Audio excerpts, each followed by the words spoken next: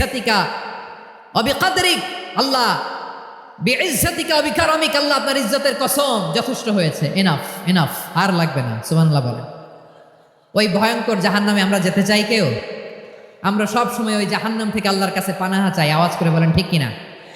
বিশ্বনবী সব সময় আল্লাহর কাছে আল্লাহর জান্নাত চাইতেন, আল্লাহর জাহান্নাম থেকে পানাহা চাইতেন। তিনি বলতেন আল্লাহুম্মা ইন্না নাসআলুকাল জান্নাতা ওয়া নাউযু বিকা মিনান নার। আল্লাহ তোমার কাছে জান্নাত চাই, তোমার জাহান্নাম থেকে পানাহা চাই।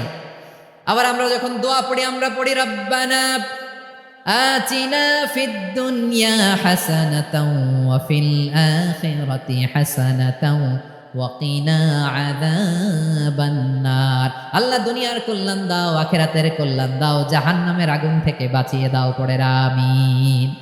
ওয়া কিনা আযাবান নার মানে কি? আল্লাহ তুমি আমাদেরকে বাঁচাও আগুনের শাস্তি থেকে। এটা বিশ্বনবীর সবচাইতে প্রিয় দোয়া ছিল। নবী যখন তাওয়াফ করতেন, প্রতিটা তাওয়াফে তিনি এই দোয়াটা পড়তেন।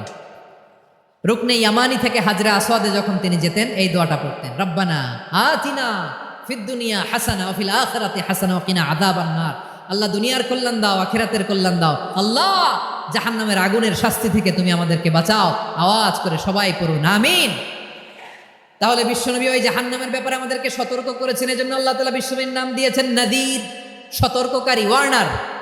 আল্লাহ বলেছেন নবী আপনারে আমি